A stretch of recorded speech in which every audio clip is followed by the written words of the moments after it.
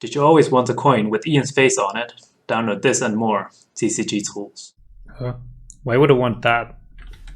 Alicization just released, and with that, one of the more interesting finishers, Alice. When her attack gets cancelled, you mill X, then shuffle X cards back into your opponent's deck, and burn X, with X being the number of triggers you milled. This card is so interesting to me, because the card depends on so many different variables, such as the stock cost. It costs 2 on cancel, so you don't even know how much stock you need for your entire combo. Shuffling X back, that means it should be better on lower deck sizes rather than higher deck sizes. It's an on cancel ability, so that means that it will probably perform better against higher compressed decks than against lower compressed decks relatively. All in all, in this video, we will calculate how good Alice actually is. We will do this in 2 parts. First, we'll check how much stock we actually need to do triple Alice.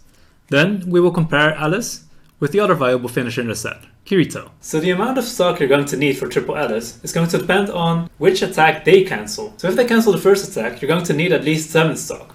If they then cancel the second attack as well, you're going to need 8 stock, etc, etc. In these graphs, I've drawn the chance to have enough stock at certain stock thresholds. First of all, it depends on how compressed your opponent is. If your opponent is not very compressed, 7 stock might be enough, but if your opponent is more compressed, you might want to go towards the 8 stock. Then, it also depends on the amount of cards your opponent has in their deck, even if they have the same compression ratio. And finally, it very slightly depends on the number of triggers in your deck. Overall, it seems good to have 7 stock for when your opponent is not very compressed, and 8 stock when your opponent is very compressed. But obviously it's safe to just have 8 stock or 9 stock at all times.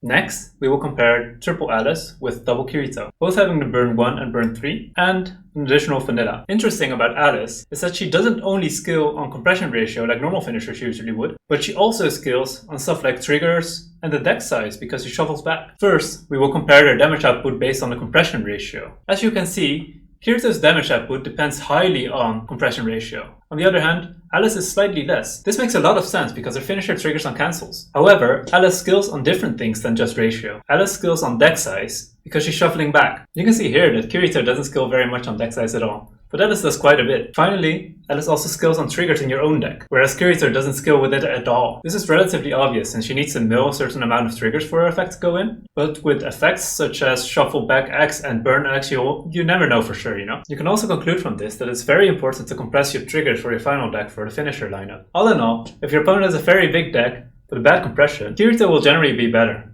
Unless you have like more than 17 triggers in your deck, which is not very likely. However, when you go to smaller deck sizes with the same compression, Alice will already be better with around 13 triggers in your deck. Also, if your opponent is very compressed, Alice is also better with 13 triggers in your deck. And even better when their deck size is small. So as long as you refresh with half of your deck being triggers, Alice will probably be better than Kirito. So overall, it seems like Alice is a better finisher than Kirito, as long as you follow the following conditions. First, you need to compress with a 50-50 trigger ratio. Then, your opponent needs to be on low deck size, or needs to be very compressed. You could consider teching Stock Swap Yui from Ordinal Skill to get your opponent to a low deck size. You can also consider the Asana from Re-Edit to shuffle 2 triggers back into your deck. Sadly, you won't be able to get them very consistently since they're off trade. That's it for today. Thank you for watching. If for some reason you would want to have a coin flip app with my face on it, don't forget to check out TCG Tools in the Google Play Store. We're also considering releasing both the IanTCG app and TCG Tools for iPhone if this app becomes successful enough. So please share it with all of your fellow TCG players. If you liked the video, don't forget to do all the generic YouTube stuff.